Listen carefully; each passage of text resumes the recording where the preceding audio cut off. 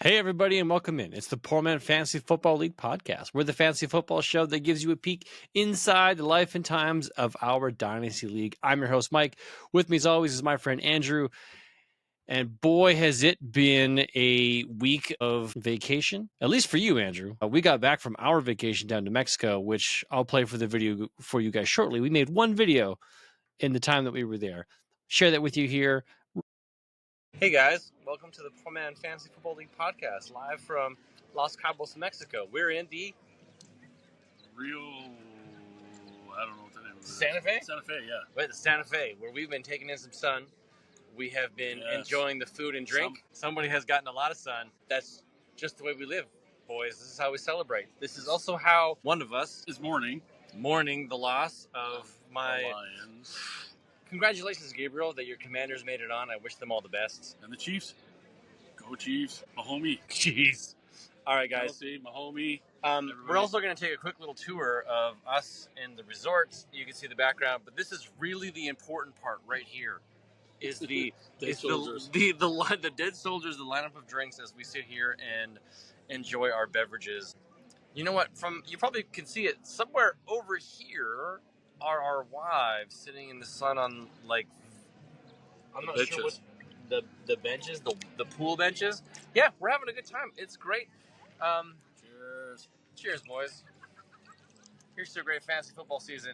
Your champion and your loser hanging out all in one time. First and last. Holy cow. It's going to be a good time. Cheers. We will catch it. Right. Okay, so that was fun. That's what we did in Mexico. That was good. Now, Andrew came home, touched the ground, touched his house, touched his bed, got up, got onto another plane, and flew all the way down to Arizona for another week-long vacation. Yes, sir. In Scottsdale, yes. So how are you, how are you holding up? Are you going to be able to come back to work and function, or are you just going to be just played out from jet setting? Probably played out because I'm starting to get a little bit of a cold, I think, but which sucks on vacation. But that does suck. Sorry to hear that. We'll ride it out. We'll ride it out the rest of the week. Just kill it with booze. Hey, at least I'm getting bigger cans now. These are 16-ounce cans. Yeah, the ones in Mexico were tiny. Yes. Or you get the little tiny glass of the draft. The oversized shot glasses, yeah. Yeah. Still good. We had fun. I had a really good time. We crushed some beers, did some tequila, had some fun, made some memories, saw a yacht, and apparently somebody Ashley works with, his brother or somebody got on the yacht, got pictures. Did you see these pictures? No. Jeez. Kara was showing me pictures. And by the way, the $750 million yacht, that was the price tag I imagined in my mind that yacht was worth, is only $28 million. Yeah, but it had its own helicopter. That part is pretty cool. Yeah. Yes. I'm sure the helicopter's a good chunk of that. I really thought that this massive yacht we saw was worth hundreds of millions of dollars, but apparently it was not. So no. I do not know nautical math to have any idea of the value of things in the water. What was the guy in Born Supremacy, the African guy that had the yacht and he came on board and then changed his mind for trying to kill him because there was kids in the room. Yeah. Wanobi or Watobi or something like that was the guy's name. Yeah. Maybe don't know exactly. Yacht. That's a pretty specific detail. Yes. Anyways, it is Wednesday night, January 28th. We took last week off. We're back at it. It's the middle of the off season. Or I guess it's the beginning of the off season, right? End of the season. No, it's not. No, it's not. What is not? There are still 2 games left to be played. Okay, I'm talking fantasy Pro football. Bowl, which is the greatest flag football game of all time. Well, no, sorry. No, that's not the greatest game. The dodgeball might take the cake again this year, like it did last year. And then you got your three-peat coming down this pipeline. I would love to know an honest opinion Because who? like we joke about it, right? Like we're all tired of Patrick Mahomes and the Who's Chiefs we? and what Who's we? we as like collective citizens. Because right now, and bear with me for a second, I would love to know the honest answer to the question of how many people are actually interested in this Super Bowl. Now, I'm sure we'll all watch it, but you hear it makes sense for if you're an Eagles fan, if you're a Chiefs fan, yeah, you're excited for it. But is the media playing up? Are they overhyping the hate for the Chiefs, or is it kind of like Nickelback hate where people don't really hate them, but it's just fun to hate them? Ask Patriots Or is the hate fans. real? Ask the Patriots fans in their 10-year run. Okay, right. As a non-Patriots fan, it was a bit dull how dominant they were for so long. Yeah. Yeah. And I'm still feeling crushed that my Lions lost. Yes. Oh no, I get it. And every team needs to. Sometimes the team needs to take that step back before they make that next step forward. Yeah, it's not I mean, easy they still losing. I have. can only imagine what it's like to be Josh Allen and the Bills right now. Wow. Josh Allen and the Bills are Kelly and the Bills of the 90s. They just could not. They Seal the couldn't. deal. They couldn't finish the game. Unfortunately, they had great teams. Like Thurman Thomas was a great running back. Kelly was a great quarterback, but they fell short. They had their nemesis, and it was them in Denver every year. It seemed like, and they couldn't close it, and that's Buffalo now, right? It's the same type of thing. And again, I think you could see it. I don't know how much of the game you got to watch last weekend. Not a lot. You could see it in Josh Allen's face there at the end of the fourth quarter. Like, there's nothing we can do to beat this team when it actually matters. In the regular season, we kick Mahomes in the nuts and beat him. But not playoff Mahomes. No, it's the kryptonite. That is the Buffalo's kryptonite right now is Kansas City. It just so happens that somebody in our inner circle is a fan of had this been Baltimore, I'm sure the conversation would be totally different. If Baltimore had been dominating for the last 5 years and been going to the Super Bowl every year, there probably wouldn't be as much hype in our little group because, right? Nobody was as a Sure. diehard fan of it, right? When a team is super dominant in any sport, it becomes frustrating for fans of not of that team to really you think this is the year we're going to get them, right? You root and you love the game because you almost do it for the teams that you hate, you want to hate against, or the ones you dislike. So from our standpoint, you're a Chiefs fan, I'm a Lions fan, we've got a 49ers fan, we've got a Bills fan in our Super Bowl pure football group that we like to socialize with. But then it is frustrating when you do see the highlights, and like I do believe to a certain degree that there is a little bit of conspiracy out there. I'm not sure why that would be the case though. Like it doesn't make any sense, because if you've got 32 owners and they're all trying to make that big money, like why would they all agree to this BS? And there can't be like Illuminati directing the NFL. Like that just seems ridiculous. No. But like any given Sunday, anything can happen. And to be honest Yes. with you, I have not seen what Super Bowl caliber team out of the Chiefs should look like until the playoffs. Throughout the season, they were mediocre, but got wins. 100%. And now that it's here, this is a team that 8 of their wins were by less than 7 points. They're here, and they're doing it. Now, granted, I think Philly put up a strong case to be in the Super Bowl. I was hoping Washington, because they defeated my Lions, they would crush Philly and go on and have that Cinderella bit of a story and make it to the Super Bowl. Not the case. Did their darndest. I think Jaden Daniels worked his butt off. Unfortunately, the rest of his team just can't keep the ball in their hands. Yeah. And, Philly took it. Unfortunately, I think it's a little bit like Buffalo that when it comes to the finals, now they've seen Philadelphia. This will be the third time in the last few years, and they Is it seem the to third have. time? I thought it's the second time they've made it to the Super Bowl. I thought, and I could be wrong. You might be right.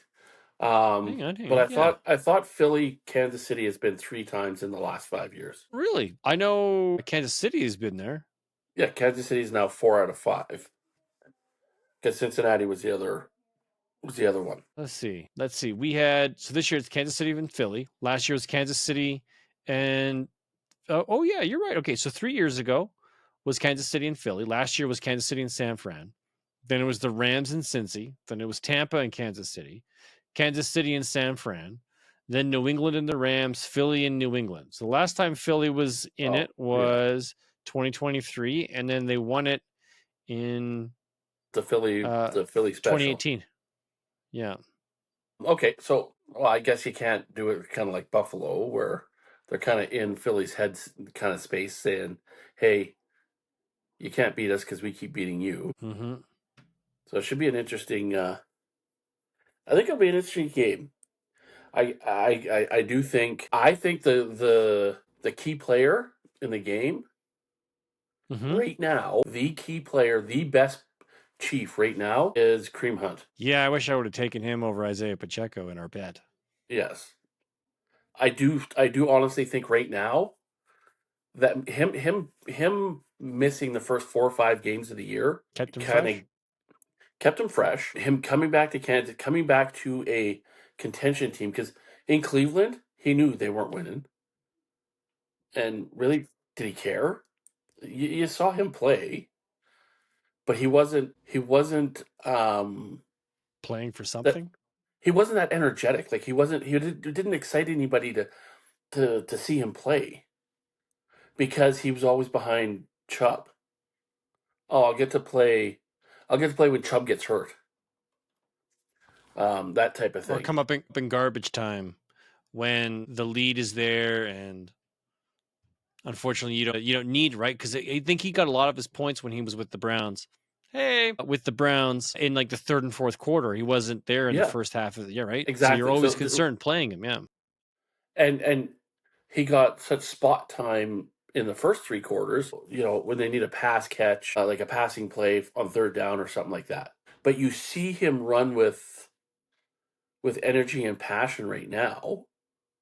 Like watching the game on Sunday, like I was shocked that Pacheco didn't get much playing time. It always seemed like Hunt was on the field. And I think right now he is their best player. Worthy came up big. He did, yeah. Had some big plays. Yes. So I think if Philly can contain those 2 players, they got a shot. If they can't contain those 2, it's not. It's I don't going think nowhere fast. It won't be a blowout. It won't be a blowout. I don't think the chances of Philly winning, unless they shut those 2 players down, I don't think they even have to worry that much about Mahomes. The last blowout game we saw was Tampa Bay over Kansas City. Yes. 31 to that was the last blowout. Otherwise, it's generally pretty close and barely breaks 50 points, it looks like. So games that go above 50 points are some pretty special games. Like Kansas City just knows how to win.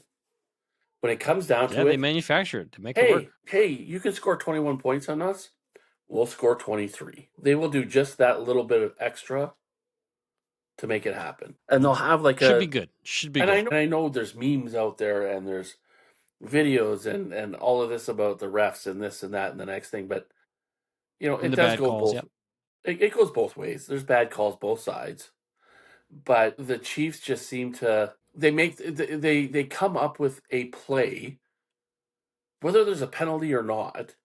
They come up with 1 or 2 plays each game that just swings the momentum back into their favor, and they get that score that they need to kind of deflate. Like again, in the Buffalo game, they scored late, and that kind of took the wind out of their sails. So that's the sign of a confident championship team, that you make. It doesn't matter what the sport is. You make that 1 or 2 plays a game that turns the tide in your favor. And teams need to learn to do that. It really comes down to a mental mindset, doesn't it? Yes. Teams that are mentally ready for the playoffs. You were quoting this movie all last week. Put me in, Coach Lance. We'll block it. You need that one play where Billy Bob goes and blocks the punt to get you the ball back to give you the opportunity to win. And as soon as you have that momentum shift, yes, everyone starts to believe, right? That was one thing I loved about Tom Brady. No matter what situation you were in, that's a guy who never quit. No, and when he got fired up, everybody else got fired up. It's Mahomes has that same type of personality. He gets a twisted ankle. He gets nailed in the head for a 15-yard penalty. It's something that he gets fired up, and then the rest of the team gets fired up and rallies behind it, and now we have the purpose. Yeah. All right. Well, I look forward to hanging out and celebrating the Super Bowl again, regardless of who wins. Chiefs. We should still have fun. Yeah, I know you're saying the Chiefs, but witnessing history, I was like I don't want to cheer for Philly either, so I'm kind of torn. Can I get a second helmet? Oh, maybe, yeah. Like I'm really hopeful we clean up again this year, right? Like that's my goal now. I'm not really, who cares who wins? I'm going back to this Super Bowl party to clean up on all the prizes, right? So we can continue to stack the things that we brought home. Because, we got 3 jerseys, a sweater, and some hats. I remember everything we got last year. Well, I got the Chiefs helmet because I traded that away. You traded away the Chiefs helmet? No. I traded to get it. Yeah, what did you trade again? It was another helmet. I think it was the Texans no, not the Texans. No, we have the Texans helmet as our... It was another helmet somewhere. All right, yeah. I remember winning the Ravens jersey and then selling that to pay for a beer tab. The Miami jersey that got sold to pay for some of the beer tab. Yeah, that's right. Dean got that. Yeah. I had the Green Bay only thing hat. I kept was... Yeah. I traded away. Yeah, there's been a few things, so... Yeah, no, it should be good. I'm looking forward to that part. In football news, though, there was like a little bit of news, not a lot. The Cowboys hired their offensive coordinator, Brian Schottenheimer, as their new head coach, which seemed kind of silly. It hasn't gone over very well inside the football fandom. No, which Michael just means Irving no Deion Sanders. Did you see the Michael Irving rant about it? No. He even dropped some F-bombs in that one. He is not happy because he's been lobbying for Deion Sanders the whole time. Michael Irvin calls out Jerry Jones and coaching hire. Oh, okay. There we go. I'll have to go and check that out. Yeah, it seemed like when we were down in Mexico and we're sitting in the pool and we're talking, we realized that Dallas and the Saints were the last teams looking for a coach. And I was like, okay, maybe this is going to happen. Maybe Dallas is going to hire Deion Sanders. They're gonna trade away some assets, maybe Dak Prescott, some picks to Tennessee to get the first overall, to ensure that they get Shedeur. Then they sign Deion, right? And that they make that happen. And then somewhere throughout the week, they make the announcement, oh yeah, no, Brian Schottenheimer is the new head coach. I was like, well, that seems weird. That means only the Saints haven't found a head coach yet. And there's not a lot of like big name talent that's left out there. And I don't see the Saints as being a team that's able to make that work for Deion and Shedeur. But hey, again, anything is possible. And you saw or you did that first mock, or you saw that first mock draft. First mock, Daniel Jeremiah released it, yeah. And Shedeur Sanders went number 6. Yeah, which I think is shocking everybody too. I think it's surprising that I don't think he'll go 6, but I honestly don't know if he'll go 1 because a lot of the people are saying that Cam Ward kid is going to be the first quarterback off the board. I don't even think he'll be the first pick. I think the first guy to go is going to be that Travis Hunter.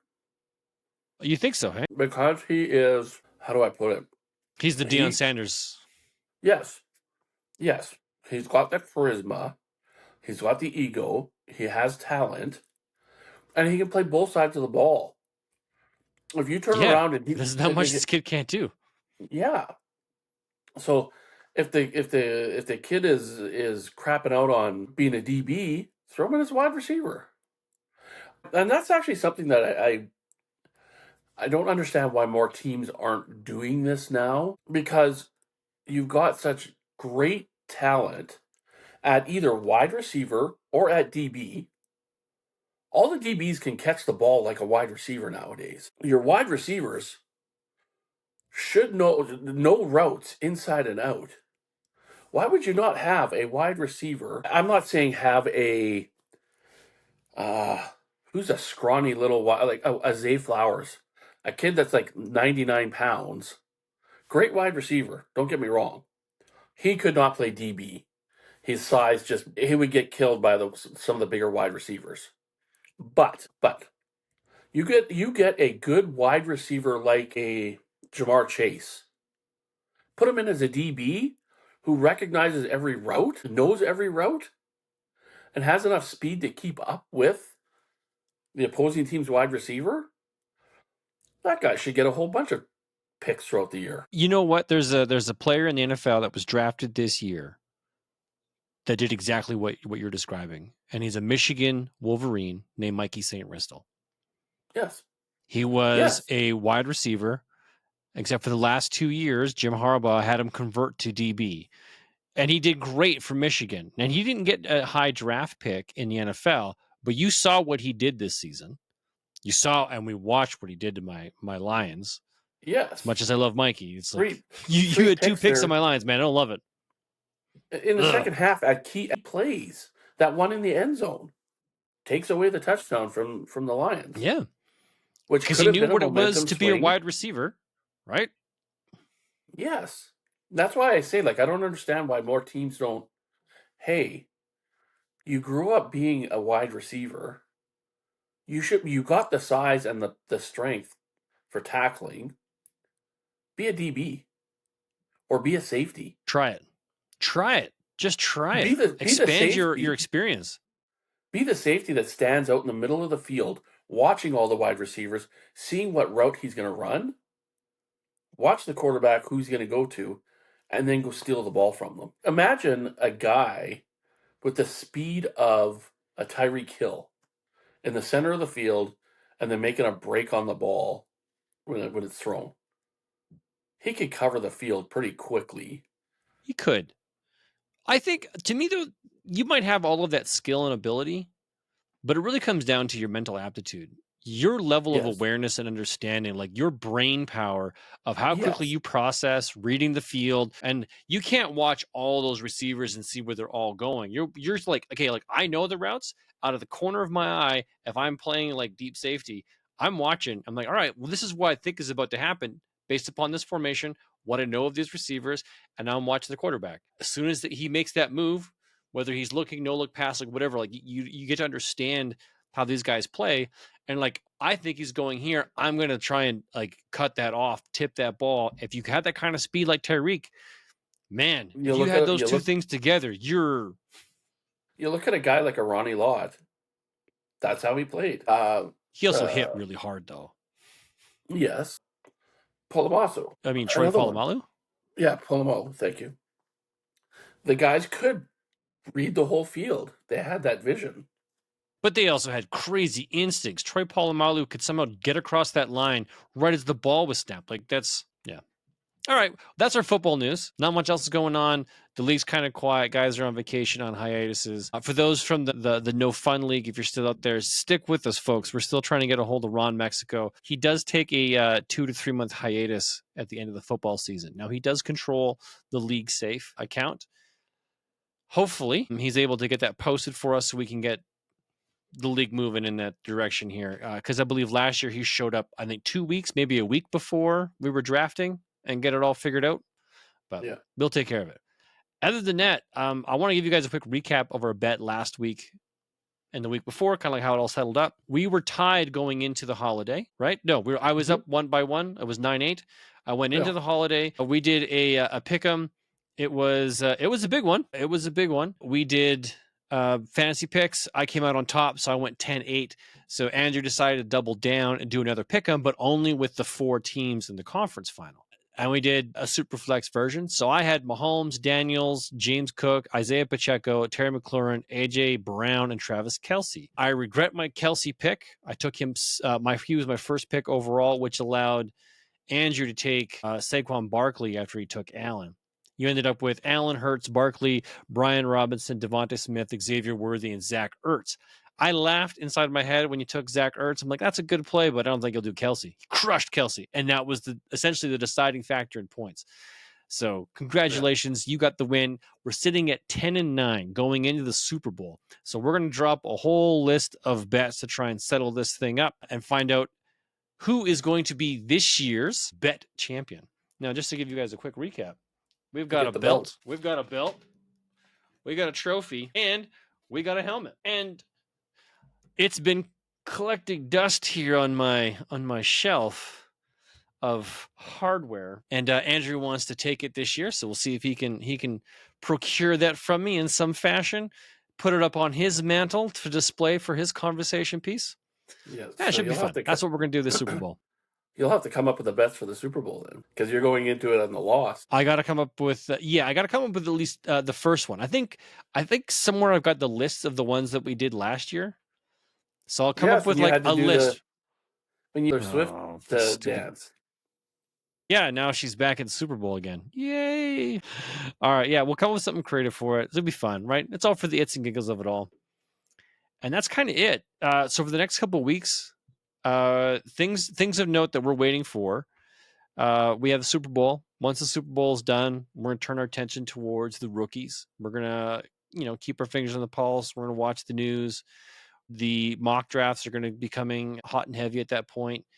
No. So then we're going to be, what's the next big event after Super Bowl? Is it the Combine?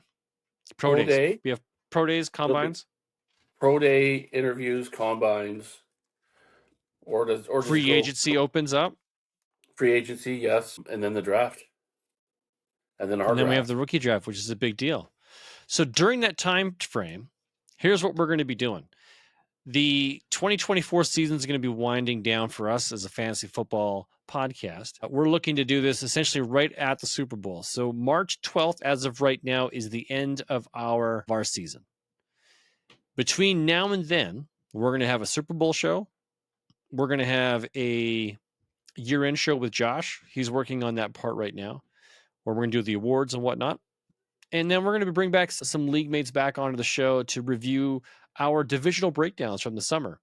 We made some predictions. We had some opinions back then. We're going to see how that lined up throughout the season and kind of see where we landed. So we're going to schedule that up. That's it. We're good. I think one of the biggest questions that we're going to have to ask everybody that comes on. Yep.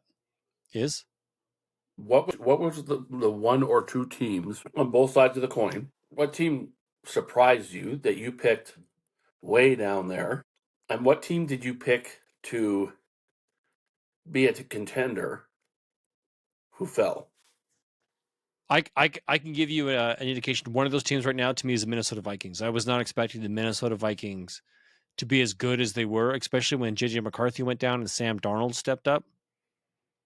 I did not see a 14-3 team. Yeah, that was a big shock for me. For me, I would have to say the two teams, and they're in the same division.